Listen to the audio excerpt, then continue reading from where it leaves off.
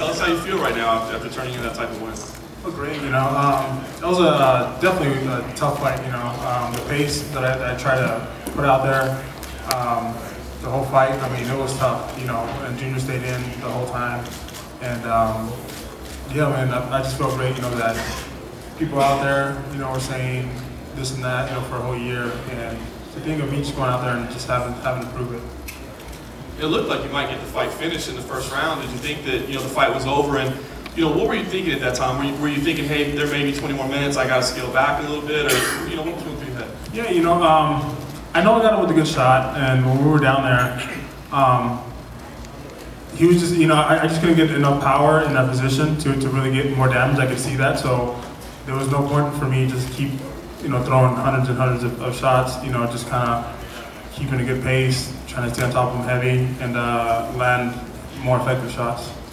And in the first couple rounds especially, it looked like maybe there were some opportunities to take his back and maybe look for a choke. Did you see those, and did you pass on him on purpose? Were you trying to send a message? Did you want this thing to go long? Because it looked like maybe you could finish it with a choke. You know, with me, my style of fighting, I mean, I love ending the fights and TKOs and everything else.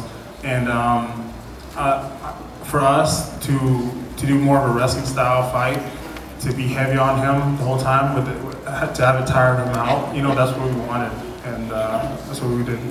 And final question, if I could, have you had a conversation with your teammate Daniel Cormier and what this means to him? Does this mean we can expect to see him on a diet soon, going down to 205, or what do we think? You know, that's one thing we were talking about. He says that he thinks he might do that, you know. But man, you know, with him, Todd Duffy that we have in the gym now, those two guys made the camp so tough because it was a thing of they knew what I wanted to do the whole time we were sparring. You know, get a takedown, they would pop right back up because they knew what I wanted to do. And it just, you know, got me ready for this fight, this type of fight.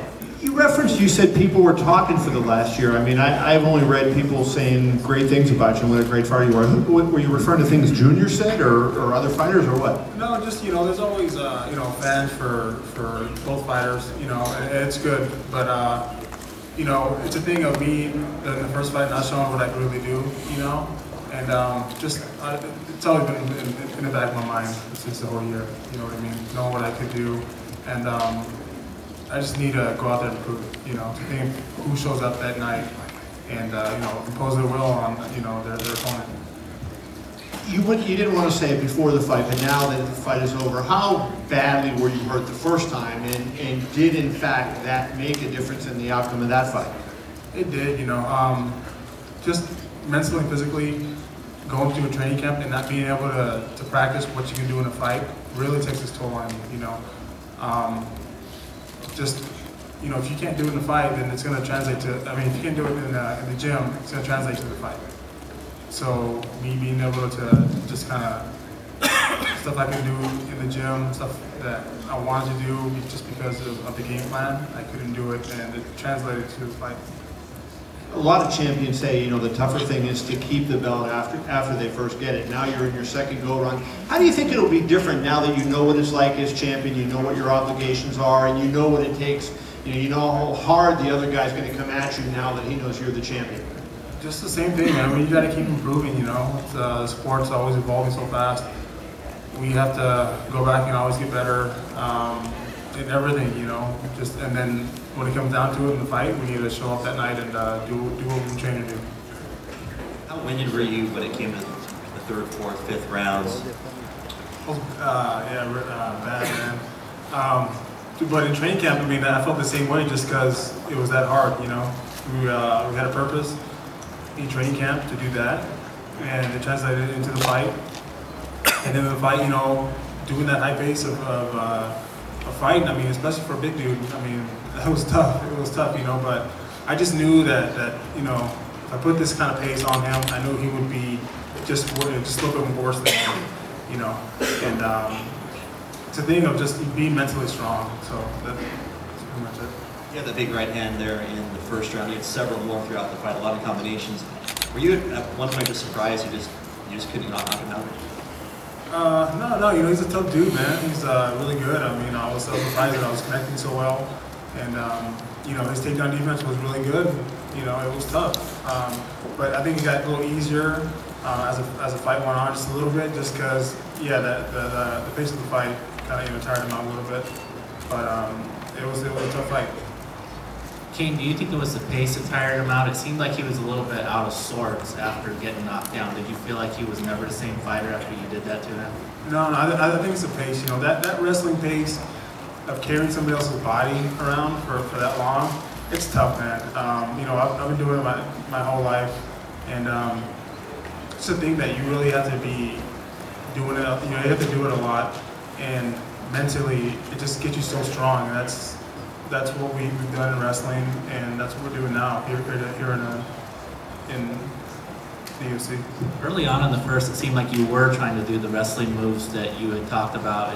It wasn't going perfectly well, and then you got this shot. How did talk us through that? How did that go down, where you said, you know what, I'm just going to stand with this guy and throw for a while? Well, it's a thing of you know, not just shooting. I mean, you can't just go in there and just expect to shoot and get a takedown. You guys are so good now that it's a thing of setting up your shots with punches and kicks. You need to set them up. Once your opponent starts worrying about the stuff upstairs, then that's when you go in and shoot and everything else. And you know, just keeping them off track and going high and low. I mean, you know, just work. And do you think you want Overeem as your next opponent if he wins his next fight? Whoever wins, I mean, whoever wins. Real quick, let me jump in here real quick before the next question. One thing about the walk-ins, when we're talking about goofy walk-ins and serious walk, how badass was Cain and Junior Dos Santos' walk-in tonight? That's what I'm talking about. But while he's here, we announced the bonuses earlier. He won the fight tonight, and he gets a brand new Harley Davidson motorcycle from Harley Davidson. So, congratulations. Thank you. I've been taking up motorcycle riding for about a year now, and I consider myself a biker. Yeah, I love it. So thank you very much. Cool. Congrats, bro. Huh? You know, physically after this fight, are you pretty much, beat up for being in a 25-minute fight, but mostly injury-free? Yeah. I just a little banged up from that, so hopefully it stays that way. And kind of what are your thoughts, going forward about how quickly you'd like to get back in there, in 2013, how fast you'd like to get in there and defend? It's all about, first, man, I didn't do Christmas at home, we wanted to do it afterwards, so first off, just Christmas with the family, that's most important, and then slowly get back in the gym, I like to slowly get back in there and get back to 100%, and then, hit it hard, so we'll see. This question's for Cain here to your left. What was it like when you were going through the hardest rounds of the fight? Did you hear the fans that were pro you and chanting Cisa Buena? Did that help you get through those tough minutes? I heard both, and I heard, I think were they cheering for Junior as well? Yeah, I heard both, in there, against the cage. But when we were actually, doing, when the stand-up or the ground, I didn't really hear anything else, but in the cage I could hear, both sides. Before you got here, Dana alluded to Mexico being something the UFC is going to do soon. What would it mean for you to go there? And also, same question for Eric. Definitely one of my dreams to go there and fight there. Just having close ties with my family, being from there, for me, living, close to the border where, as a family, we would go to Mexico all the time, like on the weekends to eat, to visit family, everything else. So just, it's very, very close to my heart, so definitely want to fight there. You beat Junior Santos tonight because you were better in the boxing even. What do you think about the next step in your career? Pues ahorita nomás a ganar. Me gustó que tenía un año que estaba esperando esta pelea y quería ir a ganar el título para atrás. Y sí, y como la gente están hablando que Dos Santos tiene buen boxeo y todo eso, pero yo ya sé que yo puedo hacer, que yo puedo también hacer el boxeo con él, que también puedo luchar con él y jiu-jitsu con pues, todo.